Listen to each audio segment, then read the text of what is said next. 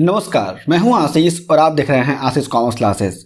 मेरे प्रिय साथियों, हम लोग अपने वीडियोस में बात कर रहे थे मैनेजमेंट अकाउंटिंग की और आज के हमारे वीडियो का टॉपिक है अनुपातों का वर्गीकरण क्या होता है, यानी क्लासिफिकेशन ऑफ रेशियो। हम लोगों ने रेशियो एनालिसिस को पहले पढ़ा हुआ है और जाना हुआ है कि रेशियो एनालिसिस क्या होता है और ये भी जाना हुआ है कि रेशियो क्या होता है। आज हम लोग समझेंगे कि उन सारे के सारे रेशियो का वर्गीकरण क्या है, यानी उन्हें कितने प्रकारों में बांटा गया है, कितने ग्रुप में डिवाइड किया गया है, यानी क्लासिफिकेशन ऑफ रेशियोज।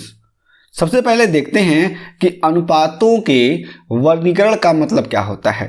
किसी भी संस्था के द्वारा संस्था की वित्तीय स्थिति का पता लगाने के सहित लाभदायकता आदि की जानकारी के लिए अनुपातों का विश्लेषण किया जाता है। यहाँ पे समझने वाली बात है कि अगर कोई भी कंपनी है, हम लोग कंपनी को लेकर के चलेंगे, तो अगर कोई भी कंपनी है, उस कंपनी का अगर पता करना है कि उसकी लाभदायकता क्या है, यानी प्रॉफिटेबिलिटी क्या है, कंपनी कितने पैसे कमा रही है, कंपनी की स्थिति क्या है, तो उसके लिए जो कंपनी के फाइनेंशियल स्टेटमेंट हैं, उन कंपनी के फाइनेंशियल स्टेटमेंट का सही तरीके से रेशियो का उपयोग करके रेशियो एनालिसिस यानी अनुपातों का विश्लेषण किया जाता है। व्यवसायिक दृष्टिकोण से अनुपातों का वर्गीकरण कुछ इस प्रकार से हो सकता है, उसको हम लोग समझ लेते हैं। पहला यानी ए है लाभदायकता अनुपात यानी प्रॉफिटेबिलिटी रेशियो। दूसरा है निष्पादन या क्रियाशीलता अनुपात, जिसको परफॉर्मेंस और एक्टिविटी रेशियो कहते हैं। सी है वित्तीय स्थिति का अनुपात यानी फाइनेंशियल पोजीशन रेशियो। और डी आता है उत्तोलक अनुपात यानी लेवरेज रेशियो। तो ये चार तरह के वर्गीकरण हैं अनुपातों के। अब इन चारों को हम लोग समझ लेते हैं कि इन चारों में और कौन कौन से रेशियोज आते हैं। उन सारे के सारे रेशियो की बात कर लेते हैं और इनका मतलब क्या होता है। ए है लाभदायकता अनुपात यानी प्रॉफिटेबिलिटी रेशियो। किसी भी व्यवसाय का प्रमुख उद्देश्य अत्यधिक लाभ कमाना होता है। लाभ का निर्धारण व्यवसाय के क्रय विक्रय उत्पादन खर्चों आदि को ध्यान में रखकर किया जाता है। यहाँ पे ये समझना है कि सारी की सारी कंपनियां, सारे के सारे व्यवसाय ये चाहते हैं कि उनका अत्यधिक लाभ हो और उसके लिए जो भी कंपनी लाभ कमा रही है, लाभ का निर्धारण जो होता है वह हमेशा का हमेशा क्रय विक्रय उत्पादन जो भी खर्चे हैं इन्हीं को ध्यान में रख करके किया जाता है।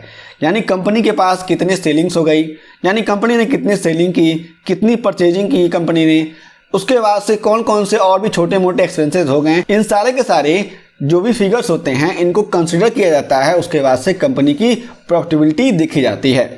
इस प्रकार लाभदायकता अनुपातों को निम्न रूपों में ज्ञात किया जा सकता है और इस बेस पर हम लोग देख सकते हैं कि कंपनी की जो भी प्रॉफिटेबिलिटी रेशियो है यानी लाभदायकता अनुपात है वह किस तरीके से हो सकती है। जिसमें पहला है विक्रय पर आधारित लाभदायकता अनुपात यानी profitability ratios based on sales.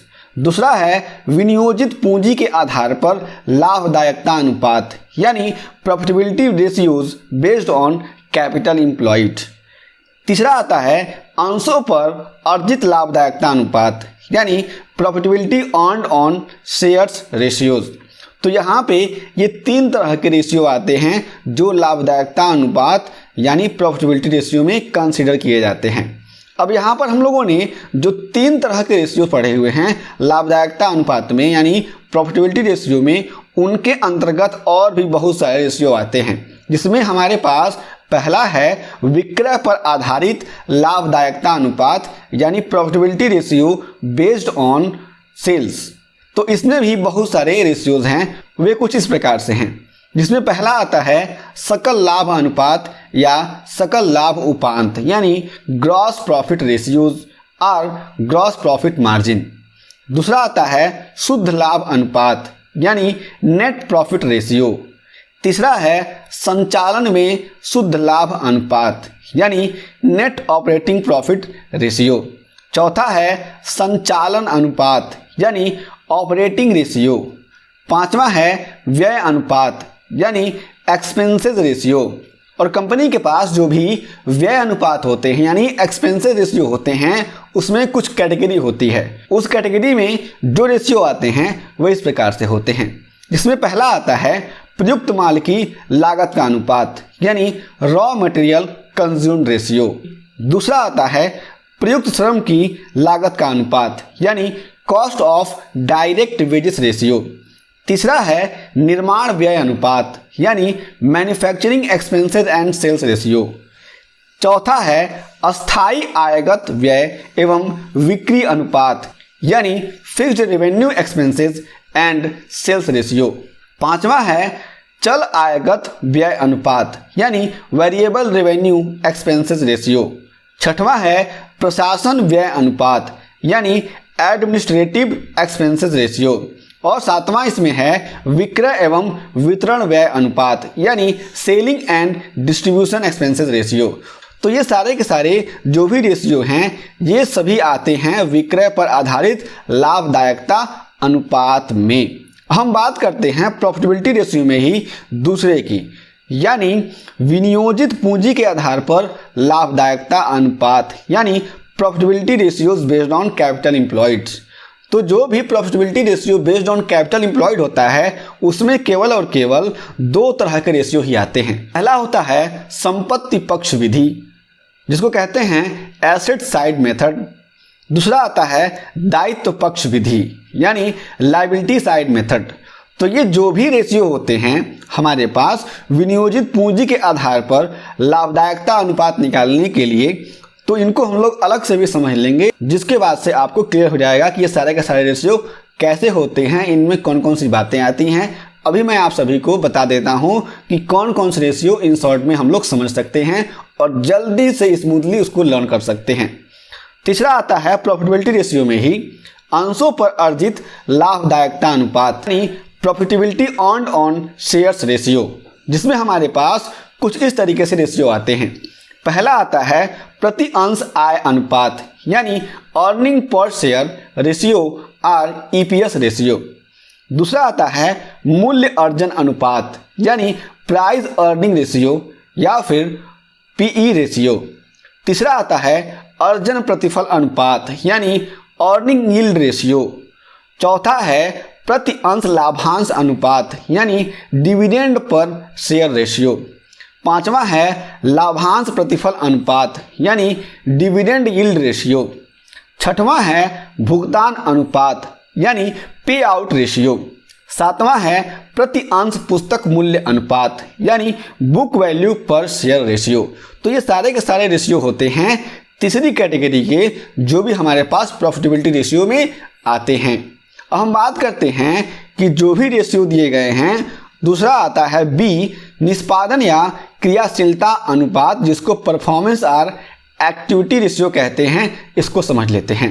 निष्पादन या क्रियाशीलता अनुपात किसी भी कंपनी की क्रियाशीलता या कार्यकुशलता पर प्रभाव डालते हैं।